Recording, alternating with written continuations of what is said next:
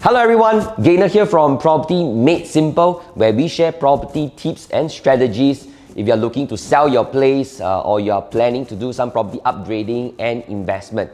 Now today, in fact, we actually have a privilege to share with you guys one case study because our audience, one of the audience in fact actually shared with us their financial details and asked us probably if we can work out something for them, right? And so that's why in today's video, I'm going to share with you guys their case study so that you can actually plan out something for yourself as well. So for this particular case study, you can actually see that the husband is of the age of 38. He's earning around $8,000, and based on this, he can actually loan up to $1 million. Now as for the wife, she's actually at the age of 40. Her pay is around $8,800, and she's able to loan around 1.05 million. Now currently both of them actually own a HDB flat, and after I work out their sales proceeds after they sell, estimated they will be able to get around $150,000 of cash proceeds after they sell, right?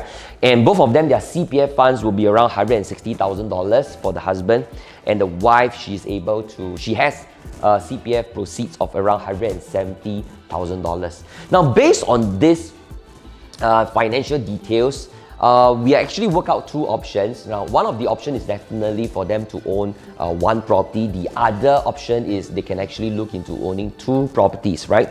So now let me go through with you. Now this is option one. Now option one is they combine, both of them, husband and wife, combine to own one property, right? So just have to take note, if you combine to own one property, you can actually use both of your CPF funds. The loan amount can be more because it's based on two persons' name under one property. So based on this, they can actually buy up to 1.6, estimate can go a little bit higher, a little bit lesser, somewhere around there. 1.6 million, right? Based on this, 5% cash will be around $80,000. Now they will have to take out around 20% of 20% down payment, which is $330,000, which they can use their CPF funds to finance it as well. Now their loan amount will be up to 75%, which is around 1.2 million. And this loan works out to be monthly installments around $4,800. Now, because both of them are working, right, they have a CPF funds contribution monthly around $1,300 per month. So both add up will be $2,600, right? So based on this $2,600, $4,800 per month minus $2,600, every month they will have to top up around $1,800 per month, right?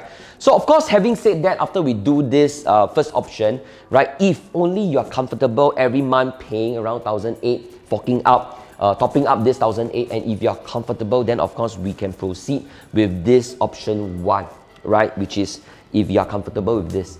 So after doing this, sometimes you will have some reserve funds, right?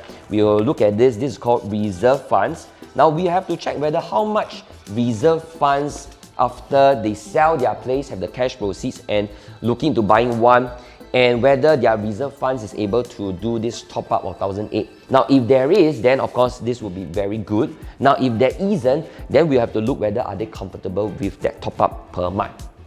Now, this is option one, right? So how about option two, right? Option two, of course, they can actually look at buying two properties, right? Now, of course, having said that, these are after we went through their objectives, understand whether they are probably just upgrading, or probably they are a little bit of a risk taker, you know, stuff like that, and see whether are they comfortable owning two properties, stuff like that. So all these are also after we run through all the objectives, financials, you know, stuff like that. Now for option two, of course, they can look at buying two properties. One is for own stay and one is for investment. Now because they are buying two properties, then of course, if you remember, the option one is actually based on 1.6 million, which is a bigger amount. Now, because buying two properties, then we have to downsize this figure, right? Because we couldn't really go for 1.6. We can probably go for 1.1 to 1.2 million, right? Because we have to park some funds on this investment portion, right? So based on the own stay, 1.1 up to 1.2, the numbers is here. 5% cash will be around 60,000. 20% will be $220,000 required for the down payment of this 20%. But as you understand, based on two of them, one of them each, they have around $160,000 of CPF. The other person, which is the wife, has $170,000. So obviously this is not enough and we will have to top up by some cash. But we would have enough is because the sales proceeds is around $150,000, right? So all these things, we will work it out. And their loan amount will be around $825,000. And their monthly installments will be around $3,001. Now, based on one person, right? Because this property will be owned by just one person itself. Now, because one person will have around $1,300 of CPF contribution, so it will work out to around $1,800 per month in terms of topping up. So this will also have to understand whether if this family will be very comfortable with just topping up $1,800 per month for their own stay. Now, of course, when we look at the investment portion, we will have to work out the other party, who will be the person owning this investment, and whatever balance cash and CPF, or probably whatever balance cash that they have, will be churned or will be brought forward for the other person to buy for the investment, whereby we will also have to work out the details, stuff like that, to understand whether how much and they are able to afford as well. So just basically for this case study, I want to share with you guys based on the numbers that I have.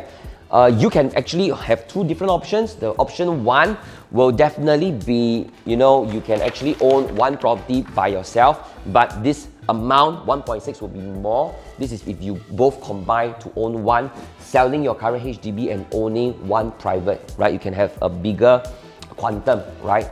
Or you can look at option 2, which is, of course, you can own two properties if you want the flexibility of it.